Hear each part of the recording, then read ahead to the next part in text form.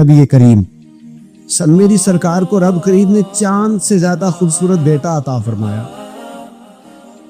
سب سے چھوٹے ہیں جناب ابراہیم, چاند سے زیادہ خوبصورت. 3 بیٹے حضور کو اللہ نے دیے, تینوں ہی اپنی قدرت سے لے گیا. چاند سے زیادہ خوبصورت بیٹا. حضرت ام سلمہ کہتی ہے میں نے جب جا کر کے حضور کو مبارک دی نا تو حضور کی آنکھوں میں آنسو آ گئے. یا رسول اللہ, اللہ نے بیٹا دیا ہے. فرماتے سجدہ شکر کیا مدینے کے محبوب نے. حضور نے بچے کے سر سے بال اتروائے, ایک پلڑے میں بال رکھے ترازو کے, دوسرے پلڑے میں چاندی رکھی. حضور نے صدقہ دیا. پھر فرمایا 2 بکرے لاؤ, قد بڑا ہو, وجود موٹا ہو, آنکھیں پیاری ہو, ذرا سونے سونے بکرے دیکھ کے لاؤ. 2 بکرے لائے, حضور نے ذبح کیا, صحابہ میں بانٹا, غریبوں کو کھلایا, خوشیاں منائیں. 18 مہینے گزرے, پھر پیغام آیا. عبد الرحمن ابن عوف حدیث کے راوی ہیں, فرماتے ہیں بیٹھا تھا, پیغام آیا, حضور صاحبزادے بیمار ہیں. میرے حبیب پاک صلی اللہ علیہ وسلم گھر گئے. خوشی پر بھی حضور کا عالم کیا ہے. اب غم آیا, بہار ہو کے خزاں لا الہ الا اللہ. حضور گھر گئے, جس گھر میں بچہ تھا اس بچے کو گود میں لیا. چاند سے زیادہ بیٹا, روشن ہے, پیشانی نور چمک رہا ہے, آنکھوں سے خوبصورتی اجاں ہے.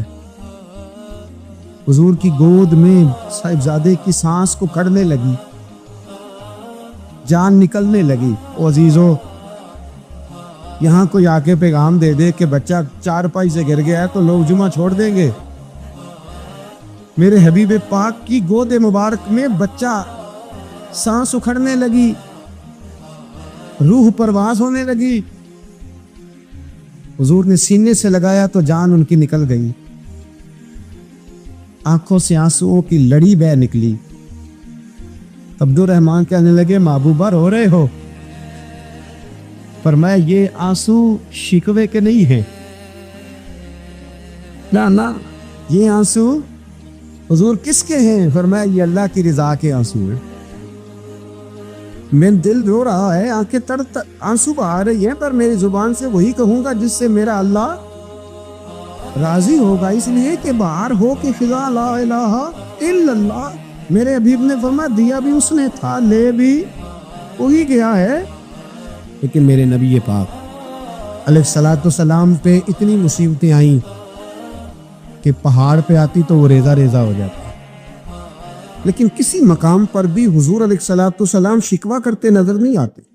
ہم غریبی کا رونا روتے ہیں, ہر چوتھا آدمی کہتا ہے بڑا غریب ہوں, لیکن میرے نبی پاک علیہ الصلوۃ والسلام نے چوتھے دن کھجور کھائی, سرکہ کھایا ہے, اور موٹے بان کی چارپائی پہ آرام کیا ہے. حضرت عمر نے کہا حضور کتنی تکلیف ہے؟ فرمایا عمر کوئی تکلیف نہیں, تھوڑا سا تو وقت ہے, جنت میں جائیں گے, ساری نعمتیں اللہ نے ہمارے لیے تیار کی ہیں. راضی برضا, راضی بالرضا, کوئی کسی قسم کا مسئلہ نہیں. ہمیں آزمائشیں آتی ہیں, تکلیفیں آتی ہیں, بیماریاں آتی ہیں, لوگ چھوٹی چھوٹی بات پر پریشان ہو جائیں, ذرا سی بات پر شکوہ کرتے. میرے رسول پاک علیہ السلام نے فرمایا جب میرا رب کسی کو بیمار کرتا ہے تو 2 فرشتوں کو بھیجتا ہے, جاؤ میرے بندے کی تیمارداری کر کے آؤ. اللہ اکبر, خود رب بھیجتا ہے, جاؤ میرے بندے کی. تو مجھے بتائیے جب اللہ بھیجے تو پھر تندرست خوش نصیب ہوا کہ بیمار؟ جی تندرست پھر خوش نصیب کون ہوا؟ میرے نبی پاک صلی اللہ علیہ وسلم نے فرمایا رب 2 فرشتے بھیجتا ہے, فرماتا ہے پتہ کر کے آؤ میرے بندے کا اس کا کیا حال ہے. حالانکہ اللہ سارے جانتا ہے. فرشتے آتے ہیں, واپس جاتے, رب کریم پوچھتے ہیں بتاؤ میرا بندہ کیا کہتا تھا؟ اللہ تجھے سارا ہی پتہ ہے, پر ہم سے پوچھتے تو بتا دیتے ہیں. وہ یہ کہتا تھا کہ میں اپنی رب کی رضا پہ بڑا ہی راضی, وہ تیری حمد کر رہا تھا, تیری تعریف کر رہا تھا, تیرا شکر کر رہا تھا, تیرے لیے کلمات حمد بیان کر رہا تھا. میرے نبی پاک علیہ السلام فرماتے ہیں, اللہ فرشتوں سے فرماتا ہے سنو, پھر اگر میں اپنے بندے کو اس بیماری میں شفا دوں گا تو اس تندرستی سے زیادہ اچھی تندرستی دوں گا جو پہلے ہی سے عطا کی ہوئی، پہلے سے اچھی صحت دوں گا، اور اگر اسے اس بیماری میں موت دوں گا تو پھر مرتے ہی اس کے لیے میں جنت کا فیصلہ فرما دوں گا۔ بھائی جب تو راضی بالرضا رہتا ہے، راضی بالرضا، بڑی سادی سی بات ہے بھائی، آپ گھر گئے روٹی مانگی تو اگر کسی نے کہا نا کہ اتنی تھکاوٹ ہے ٹائم پہ آیا کرے اس وقت، تو روٹی تو وہ بھی مل گئی اور اس میں لذت ہے، وہ سکون نہیں، وہ سکون نہیں۔ میری اماں جی سالن پکا کے رکھ لیتی تھی تو روٹی جب بھی کوئی مانگتا تھا تو تازی بنا کے دیتی، ان کی طبیعت تھی۔ تو میں اکثر ان سے کہتا کہ اماں جی پکا کے رکھ دیا کرو، کہتے تمہیں خوشی نہیں ہوتی جب تمہاری اماں تازی پکا کے دیتی ہے؟ خوشی ہوتی ہے، طبیعت میں خوشی ہوتی ہے، ان کا مزاج تھا، ذوق تھا، تو ہم سمجھتے تھے یار یہ بڑی سعادت کی بات۔ تو آپ گھر گئے رات کو تو گھر والوں سے کہا روٹی، تو فوراً اٹھے، فوراً، اور انہوں نے کھانا تازہ بنایا اور ساتھ یہ بھی کہا باہر سے نہ کھایا کرے، بندہ بیمار ہو جاتا ہے۔ کتنی ٹھنڈک پہنچتی ہے آدمی کے دل، سکون ملتا۔ تو بھائی بیماری تو آپ نے کاٹ لی، لیکن ساتھ کہو ہو بڑا بیمار ہوں، میں نے تو اتنے گناہ بھی نہیں کیے، ظلم بھی نہیں کیا، آگے بھی کچھ بھی، اب بیماری تب بھی کٹ گئی۔ پر بڑی آزمائش، مریض ڈاکٹر کے گلے پڑ رہا، اس کے لواحقین جھگڑے کر رہے ہیں، بیماری وہ بھی کٹ گئی۔ اور ایک بیمار وہ ہے جو چارپائی پہ لیٹا ہے اور کہتا ہے جس طرح میرا اللہ راضی اسی طرح میں بھی راضی، تو بیماری اس کی بھی کٹ گئی۔ حضرت یونس علی نبینا علیہ الصلوۃ والسلام نے ایک دن حضرت جبریل امین ملنے آئے تو جناب یونس علیہ السلام کہنے لگے اے جبریل، اللہ کے نیک بندوں میں جو اللہ کو اس وقت سب سے زیادہ پسند ہے نبیوں کے بعد، میں جو کرنا بات کا، جو سب سے زیادہ اللہ کو پسند ہے نبیوں کے بعد ولیوں میں، اور سب سے زیادہ اللہ جس کو اللہ کی بارگاہ میں عبادت گزار لکھا جاتا ہے، میری اس بندے سے ملاقات کرنا۔ تو حضرت جبریل نے جناب یونس علیہ السلام کو ساتھ لیا تو ایک شخص کے پاس پہنچے جو آنکھوں سے اندھا تھا، دونوں ہاتھ اس کے سلامت نہیں تھے اور پورے جسم میں پیپ جاری تھی، ریشہ تھا۔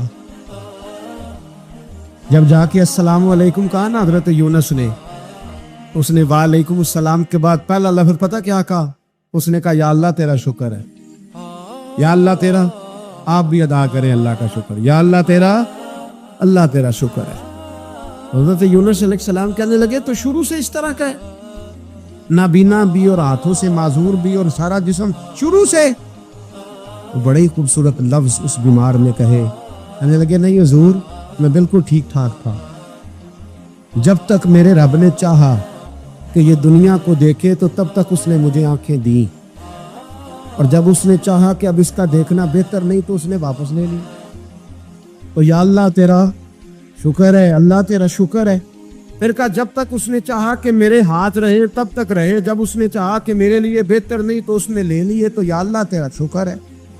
جب تک اس نے چاہا کہ میرا جسم صحیح و سلامت رہے تو رہا، اور جب اس نے چاہا کہ میرے لیے بہتر نہیں تو مجھے بیمار کر دیا، تو یا اللہ تیرا شکر ہے۔ تو حضرت یونس علیہ السلام کہنے لگے جبریل واقعہ یہ اللہ کا سب سے زیادہ شکر گزار بندہ ہے، سب سے زیادہ عبادت گزار بندہ ہے، سب سے زیادہ۔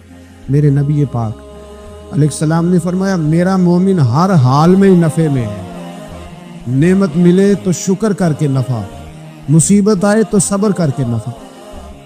میرے رسول پاک علیہ السلام کا دروازہ سب سے بڑا دروازہ ہے، حضور کا دروازہ سب سے بڑا دروازہ ہے، لیکن میرے دوستو یاد رکھنا نبی پاک علیہ السلام نے بھی لوگوں کو جب رستہ دکھایا ہے تو رب کریم کا رستہ دکھایا ہے، اللہ کا رستہ دکھایا، اللہ کریم کا رستہ دکھایا، لوگوں رب کی طرف توجہ کرائی۔ میرے رسول کریم سید عالم صلی اللہ تعالی علیہ وسلم نے لوگوں کی اللہ کی جانب توجہ کرائی، لوگوں سے یہ کہا کہ وہ اپنے رب کریم کی جانب اپنا ذہن رکھیں، اپنی توجہ اپنے اللہ کی جانب مبذول کریں۔ اس بات کو اچھے طریقے سے سمجھیے گا، علم اللہ تبارک و تعالی عطا کرتا ہے، تو اسے اللہ کی عطا ہی سمجھنا چاہیے. کچھ لوگوں کے پاس علم ہوتا ہے پر علم نافع نہیں ہوتا, وہ ٹامک ٹونیاں مارتے رہتے ہیں ساری زندگی. علم کو اللہ کی عطا سمجھیں, اپنی عقل پر اپنے شعور پر زیادہ بھروسہ نہ سمجھیں, نظر اللہ پہ رکھیں. حضرت مولا علی شیر خدا کرم اللہ تعالی وجہہ الکریم سے کسی نے پوچھا تھا بڑا عالم کون ہوتا ہے؟ ہمارے ہاں تو اب وہ والے عالم پائے جاتے ہیں نا, اللہ ماشاء اللہ, جو ممبر پہ بیٹھتے ہیں تو دعوے ہی دعوے, ممبر پہ بیٹھتے ہیں تو دعوے ہی دعوے. اس طرح کے عالم ہمارے ہاں پائے جاتے ہیں. وہ ہر بات میں دعویٰ کرتے ہیں, میں یہ کر دوں گا, میں وہ کر دوں گا. یہ مزاج علماء کا نہیں. حضرت علی المرتضیٰ سے کسی نے پوچھا بڑا عالم کون ہوتا ہے؟ فرمایا بڑا عالم وہ ہوتا ہے کہ جسے مسئلے کا پتہ نہ ہو تو وہ کہہ دے مجھے نہیں پتا, میں پتہ کر کے بتاؤں گا, غلط بات بیان نہ کرے. امام مالک سے کسی نے کوئی مسئلہ پوچھا تو آپ فرمانے لگے مجھے اس سوال کا جواب نہیں آتا. ہمارے بزرگ سمجھاتے کیا ہے؟ وہ کہنے لگا آپ اتنے بڑے امام ہیں تو اس سوال کا جواب نہیں آتا. فرمانے لگے اگر مجھے ہر سوال کا جواب آتا پھر تو میں خدا ہوتا. مجھے ہر سوال کا جواب نہیں آتا, مجھے تو اتنا آتا ہے جتنا میرے رب نے مجھے عطا کر دیا ہے. اپنی نظر اللہ پہ رکھیں. نکل آئیں اس معمے سے باہر کہ میں کوئی بلا ہوں, مجھے بڑا پتہ ہے, میرے پاس 6 ڈگریاں ہیں, مجھے 10 جگہ پہ تدریس کا شغف حاصل ہے. اسے نکلیں باہر. قرآن مجید دیکھیے گا اللہ تعالیٰ نے ارادہ قدرت فرمایا کہ میں حضرت آدم کو بناؤں گا. پھر بنانے کے بعد فرمایا فرشتوں سجدہ کرو آدم کو. سب نے سجدہ کیا الا ابلیس ابا واستکبر وکان من الکافرین. سب نے سجدہ کیا سوائے ابلیس کے, اس نے انکار بھی کیا, تکبر بھی کیا اور کافروں میں سے ہو گیا. تو یہ جب اللہ تعالیٰ نے سجدہ کرایا تو کیسے کرایا؟ اللہ تبارک و تعالیٰ نے نا حضرت آدم کو علم سکھایا خود. وعلم آدم الاسماء کلہا. خود اللہ فرماتے ہیں کہ میں نے جناب آدم علیہ السلام کو تمام اشیاء کے نام سکھائے, سب اشیاء کے نام سکھائے.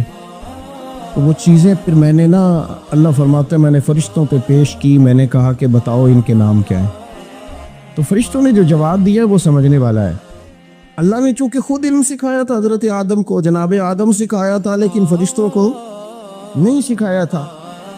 تو اللہ کریم نے فرمایا فرشتوں یہ بتاؤ ان چیزوں کے نام کیا ہیں. تو فرشتے کیا کہتے ہیں؟ فرشتے عرض کرتے ہیں قالوا سبحانک لا علم لنا. آپ کبھی یقین کریں اس چیز کی لذت لیں تو مزہ آ جائے. کہا قالوا سبحانک, کہنے لگے تو پاک ہے.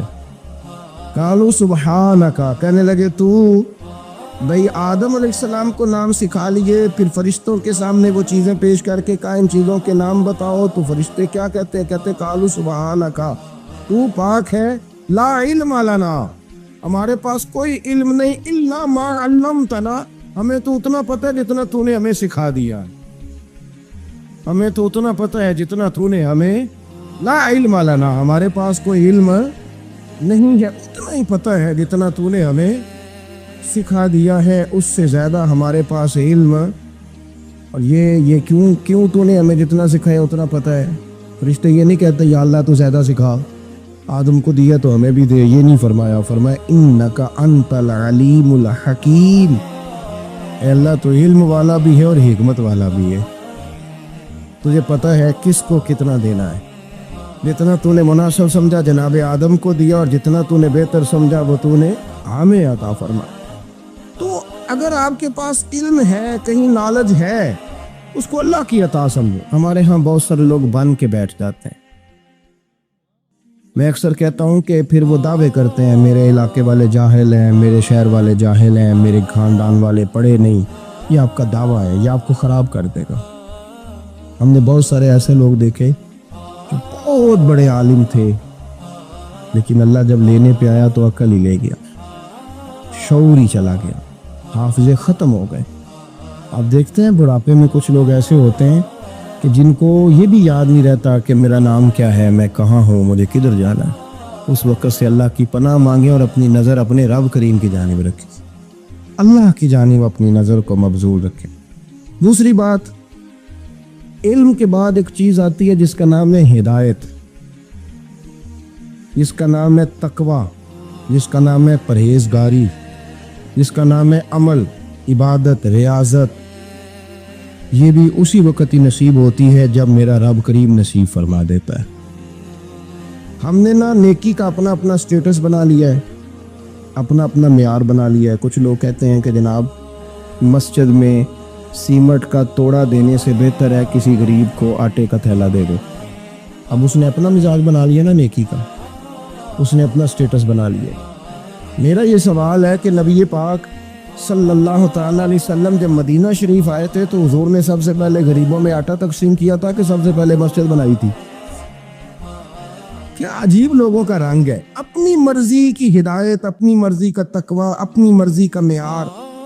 मस्जिद कोई बड़ा छोटा खतीब भी मेरी तरह का हो ना, तो वो मस्जिद में बैठ के जब नबी पाक की बात करता है तो कहते हैं मेरे रसूल पाक गरीबों का सहारा बन के आए। वो गरीबों की बात करता है, मिस्कीनों की, लाचारों की, कमज़ोरों की बात। तो मस्जिद ही तो वो इदारा है जहाँ से गरीबों की बात हो रही। तो अब लोगों ने गरीब को और मस्जिद को लड़ाना शुरू कर दिया। इसको लड़ाओ कि मस्जिद में पैसे देने से बेहतर है आप गरीब को आटे का थैला दे दें। आप ये क्यों नहीं कहते कि मस्जिद में भी आप थोड़ा दें एक सीमट का और साथ गरीब को भी खिदमत करें?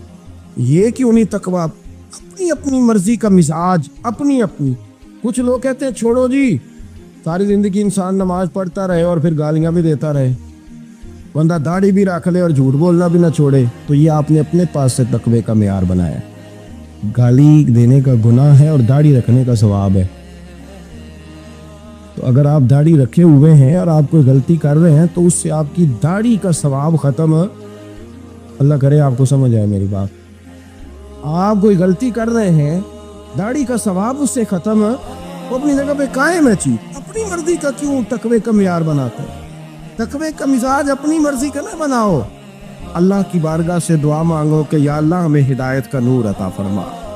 अल्लाह तू हमें रास्ता दिखा, तू बता कि हिदायत क्या है। तो रब फरमाता है अल्लाहु वलियुल लज़ीना आमन, अल्लाह मोमिनों का मददगार है।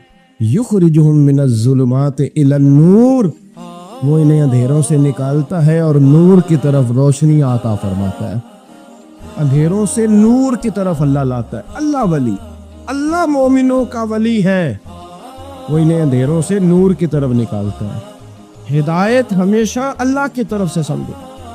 जब वो नमाज की तौफीक देता है तो अपने फजल से देता है, जब वो जिक्र की तौफीक देता है तो अपने फजल से। हम समझते हैं हो जी फलाना नहीं पढ़ रहा, बड़ा बेवकूफ है, फलाना नहीं पढ़ रहा, तो तू क्या अपनी अकल के जोर पे पढ़ रहा?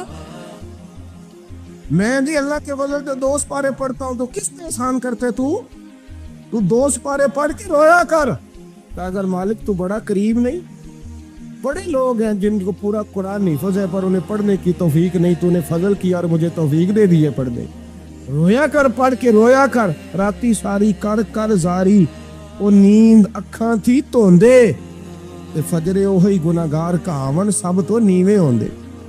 मेहरबानी करें, डरें, नेकी करें तो अपने डरें, फिर एहसास पैदा करें, फिर अपने अंदर वो कमजोरी लाए कर तौबा तौबा मुझे तो पता ही नहीं, तू जानता ही नहीं। हजरत सैयदना इमाम आज़म अबू हनीफा रहमतुल्लाह ताला अलैह के साथ एक शख्स कहता मैंने नमाज पढ़ी, तो इशा की नमाज थी। ये जो लोग बड़े होते हैं ना,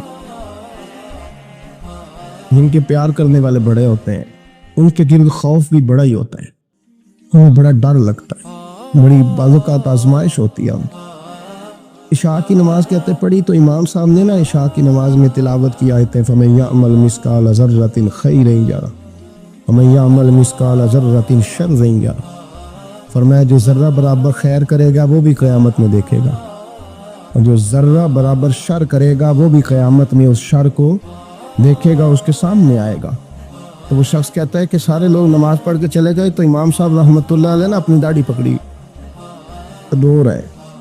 कहते हैं ज़र्रा बराबर नेकी का बदला देने वाले, वो ज़र्रा बराबर शर पे सज़ा देने वाले मेरी सफ़ेद दाढ़ी को देख। मालिक मेरे ज़र्रे ज़र्रे सामने ना लाना, लोग तो मेरी बड़ी कदर करते हैं दुनिया, मैं तो बड़ा पहचाना जाता हूँ, लोग तो मेरी राहों में फूल लिए खड़े होते, मैं बड़ा नवाजते। क़यामत में रुसवा ना कर देना, मेरे लिए मुश्किल हो जाएगी। वो कहते हैं मैंने इमाम साहब का दर्द देखा, मुझे कोई काम था तो मैं चला गया। मैंने कहा कि वो इस वक्त अल्लाह के हुजूर हाजिर हैं तो मैं दोबारा आऊँगा।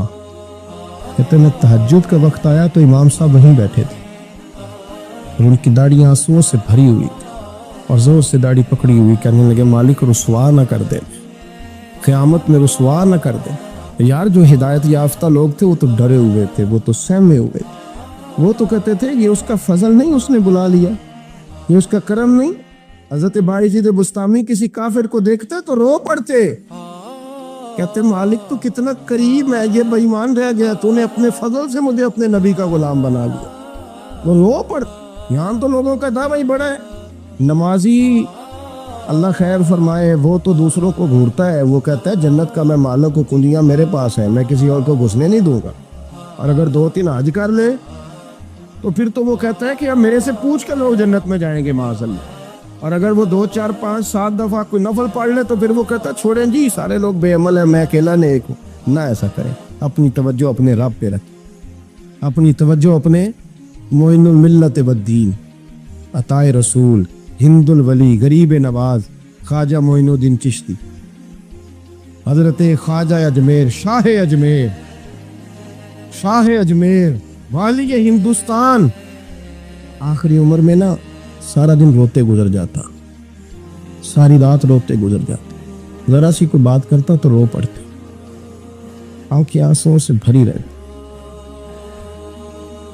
کئی دفعہ اپنے بھی پریشان ہو جاتے ہیں نا کہ یار تو ایک بات کی جان ہی نہیں چھوڑ رہا، تو خواجہ قطب الدین صاحب بختیار کاکی سے لوگوں نے کہا کہ آپ مرشد سے بات کریں، اتنا بھی تو نہ رونا چاہیے، ہر وقت اس کے آنسو کی کریے، عاشق دا کامی رونا توڑا، کبھی نہ روئے نہیں منظوری، یہ عاشق سدا ہی روندا رہندا ہے، پاویں وصل ہوئے تے پاویں دوری، ہر وقت رونے کا کیا مطلب ہے؟ تو خواجہ قطب صاحب کہتے ہیں میں قریب گیا تو میں نے پیر دبائے، میں نے کہا سونیا لوگ تو کچھ بھی نہیں کرتے، تو نے تو کمال کر دی، 90 لاکھ آدمی مسلمان کر دیا، دنیا کچھ نہیں کرتی، تو نے 50 سال ساری رات مصلی پہ بیٹھ کے رب راضی کیا، تو شہزادہ تھا، حضور کی اولاد تھا، لیکن معین الدین تیرا ایک پلاٹ بھی نہیں، تو نے طالب علم پالے، انہیں غریبوں کو دیا، انہیں نوازا، کوئی شے نہیں تیرے پاس، ہر چیز تمہیں، ساری رات روتے ہو،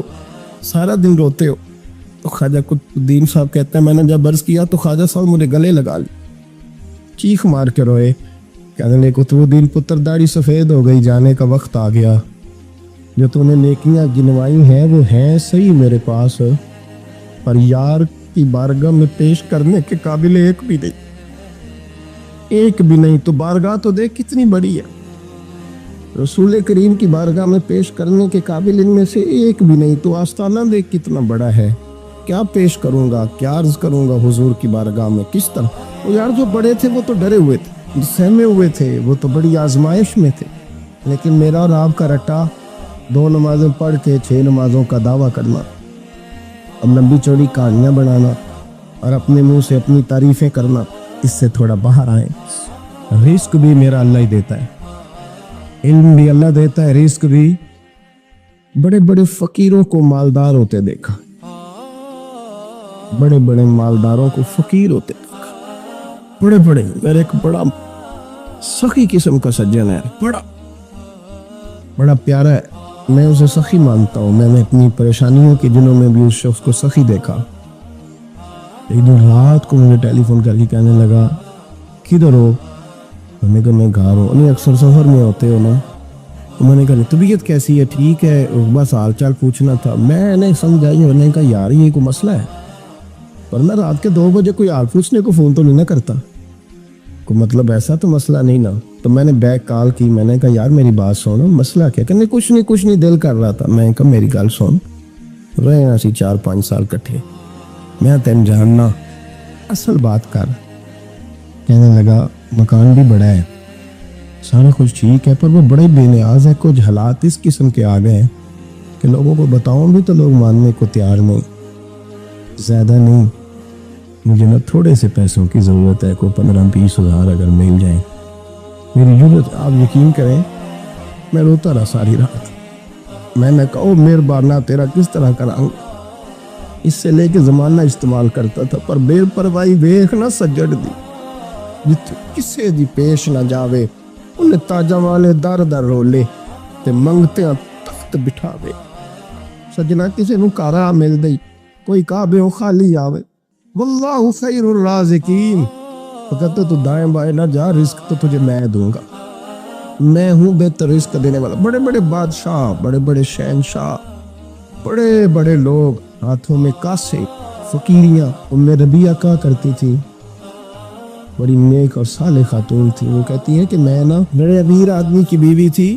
اپنے شوہر کے ساتھ چھت پہ بیٹھی تھی تو نیچے فقیر مانگنے والا آیا اس نے بڑے درد سے صدا کی تو میں نے اپنے شوہر سے کہا کچھ دینے کا دفع کر ان لوگوں نے دھندا بنایا ہوا ہے کہتی میں میکے سے بھی بڑا مال لے کے آئی تھی میرے ماں باپ بڑے امیر تھے تو میں نے نا چوری اپنے خامر سے نظر بچا کے باتھ روم جانے کے بہانے گئی اور نیچے جا کے 5 دینار میں نے اس فقیر کی ہتھیلی پہ رکھے کہتے اس نے 5 دینار دیکھے پھر میری طرف دیکھا تو میں نے اس کی آنکھوں میں آنسو چمکتے دیکھے کہنے لگے بی بی رب تیرا بھلا کرے میں 3 دنوں کا بھوکا ہوں کہ وہ چلا گیا میں گھر آ گئی باہر آئی تو میرا شوہر کہنے لگا تو اتنی اب اتنی تو تیز ہو گئی ہے اور تو اتنی خود مختار ہو گیا میرے بغیر پوچھے مال خرچ کرے گی جا تجھے 3 طلاقیں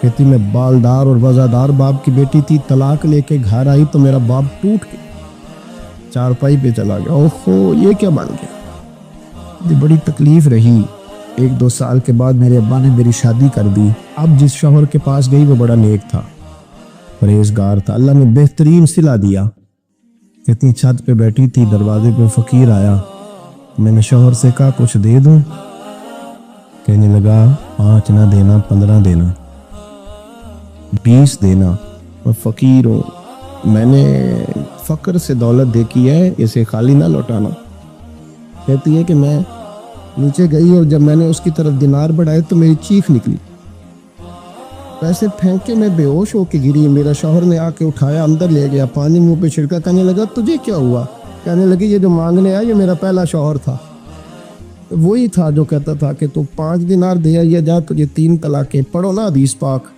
میرے نبی پاک علیہ السلام نے فرمایا ایک بندہ گنجا تھا گنجا کوئی ترتیب آگے پیچھے ہو جائے تو مفہوم کے لحاظ سے لیکن میں مفہوم اس کا واضح کرتا ہوں ایک گنجا تھا کوئی شے نہیں تھی سر پہ بال بھی نہیں تھے رویا کرتا تھا اللہ تعالیٰ نے فرشتے کو بھیجا تجھے کیا چاہیے تو کہنے لگا بال آ جائے اور تھوڑا مال آ جائے فرشتے نے ہاتھ پھیرا تو بال بھی آ گئے تو بکریاں بھی آ گئیں لائنیں لگ گئیں مال ہی مال ہو دوسرے کے پاس گیا وہ کوڑا تھا اس کو جا کے کہا کیا چاہیے کہنے لگا شفا ہو جائے اور کچھ اللہ تعالیٰ آسانی کر دے شفا بھی ہو گئی گائیں بھی دے دی بھینسیں بھی دے دی مال ہی مال ہو پھر ایک کے پاس گیا وہ اندھا تھا تجھے کیا چاہیے اس نے کہا آنکھیں ملنے اور کچھ ساتھ اللہ مال دے دے اونٹ ہی اونٹ ہو گئے جب بڑا نواز دیا تو پھر مالک نے امتحان لینے کا ارادہ کیا یاری تیری سونا ہے اور آزمائشاں بھی تیریاں آگ آزمائشاں تیریاں صحیح کہہ رہا ہوں آزمائشاں تیریاں یاری تیری سونا ہے اور آزمائشاں تیریاں یہ سونا پرکھیا جامدائی پہلو نہ لگاں دے لگ اللہ نے فرمایا آزمائش کرو سب سے پہلے گنجے کے پاس آئے اسے کہا اللہ کے رستے میں کچھ دیکھا نہیں لگا میرے خرچے ہی بڑھے دیکھو تو صحیح کتنی مشکل میں وقت گزارتا ہوں حال ہی کوئی نہیں تو اس نے کہا میں نے تو سنا تو گنجا اور بھوکا ننگا تھا کہنے لگا میں تو جب بھی پوچھتی رہی سے آگا ہوں تو یہ کس پاگل نے کہا ہے بھاگ جا اس نے کہا اچھا جیسے تو تھا ویسے ہی ہو جائے کھیت کھلیان اجڑ گئے پھر سے گنجا ہو گیا حضور علیہ السلام فرمانے لگے پھر وہ اس کے پاس گیا جو کوڑا تھا اسے کہا کچھ دے کہنے لگا خرچے ہی بڑے اب پوچھ لیں کسی امیر آدمی سے کہے گا چکی کے نیچے ہاتھ ہے میرے سے زیادہ تو پریشان بندہ ہی کوئی نہیں کیا بتاؤں آپ کو اتنا ٹیکس ہے اتنا جرمانہ ہے فلانی شیف بڑا کچھ گنواتے ہیں لوگ اس نے کہا میں نے تو سنا تو پہلے کوڑا تھا اس نے کہا جا دوڑ جا میں تو رئیس اعظم ہوں دادا بھی پردادا بھی اور ساری نسل ہی اس نے کہا اچھا جیسے تو تھا ویسے ہی ہو جائے پھر وہ گیا اندھے کے پاس اور جا کے کہا اللہ کے نام پہ کچھ دے تو کہنے لگا رب کے نام پہ یہ کھڑے ہیں اونٹ جتنے تیرے دل کرے لے دا اس نے کہا کیا ہوتا اس بات کا کہنے لگا یار تجھے کیا بتاؤں میں تو اندھا تھا میں نے تو کبھی دنیا دیکھی نہیں تھی پھر اس کریم نے فضل کیا تو مجھے بڑا کچھ دکھایا میں کیا بتاؤں، میرا دل کر رہا ہے کہہ دوں کہ پر اس نے کعبہ دکھایا، پر اس نے روضہ رسول دکھایا، پھر اس نے ریاض الجنہ کے سجدے دکھا، پھر اس نے اپنے محبوب کے دروازے کی رونقیں دکھائیں۔ اس نے بڑا کچھ دیا، اس نے بڑا نوازا۔ میرے پاس تو شاید میں بدکار پرانا خادم، کسے در ملی نہ ٹوئی، ایت واصف یار نے نظر جو کی تھی، پھر واصف ہی ہوئی۔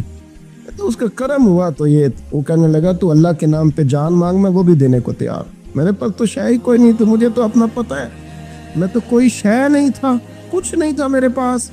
یہ تو ان کا کرم ہے کہ روخن کا ادھر ہے، اور مختصر سی میری کہانی ہے، یہ جو بھی ہے ان کی مہربانی ہے۔